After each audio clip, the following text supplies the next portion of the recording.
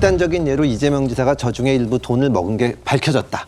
그러면 뭐 민주당 당원 당규에 규정이 있건 없건 간에 사퇴하는 거죠.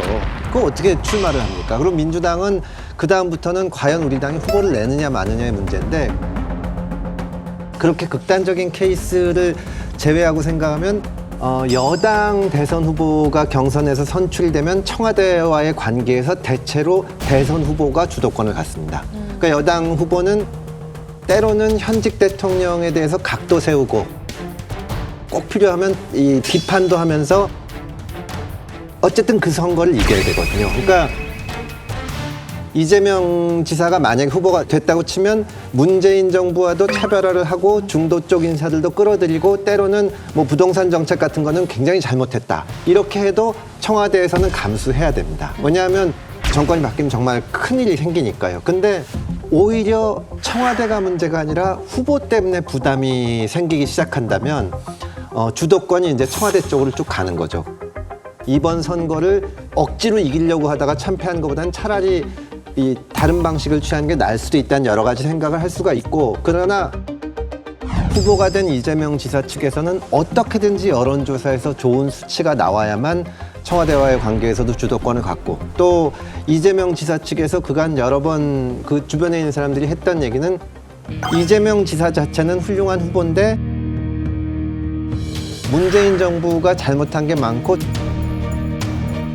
지금 정권 교체 여론이 높기 때문에 진다면 뭐 그러면 어떠냐, 나이도 젊은데 다음에 또 나오면 되지 했는데,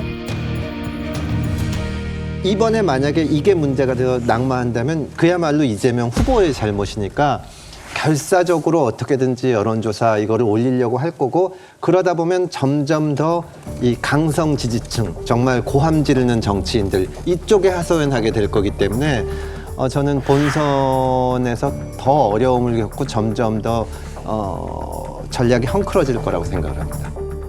어느 쪽이든 빨리 정리되면 민주당으로서는 오히려 나은 거지만, 그렇죠. 빨리 정리되지 않고 한쪽에서는 후보 교체해야 된다, 한쪽에서는 무슨 소리냐, 이대로 가야 된다, 이 갈등이 지속된다라고 하면 상당히 어려울 것이다, 이런 생각도 또 해볼 수가 있습니다.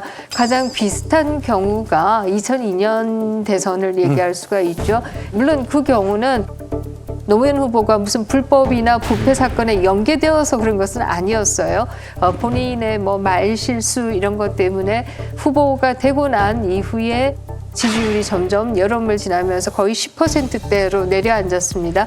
그러자 소위 후단협이라고 하는 게 만들어져서 후보 단일화를 해야 된다. 또 하필이면 그때 2002년 월드컵을 타고 굉장히 축구협회 회장이었던 정몽준 후보가 인기가 높아지자 당내에서는 정몽준 후보 쪽으로 줄 서는 분들도 있었고, 이 가운데에서 결국 후보 단일화가 일어났었는데요.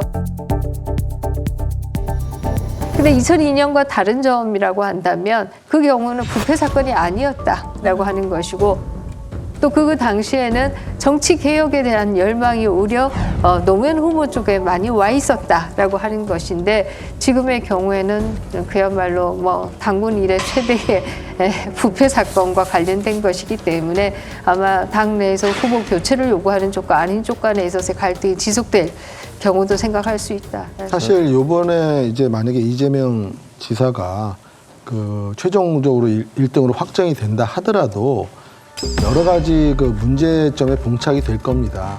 뭐 대장동 비리 수사가 계속되면서 이재명 동지사에 대해서 어떤 의혹이 이제 계속 끊임없이 제기될 거고, 또 한 가지는 사실 이낙연 지지자들이에요. 이재명 도지사가 설사된다 하더라도 인정을 할 수가 없는 거예요. 아, 저런 분이 어떻게 우리 당의 대선 후보가 되냐. 도저히 이게 양심적으로 인정이 안 되기 때문에 결국은 이제 본선에 갈 때 원팀 구성하는 데 있어서 저는 상당한 문제점이 생길 거다.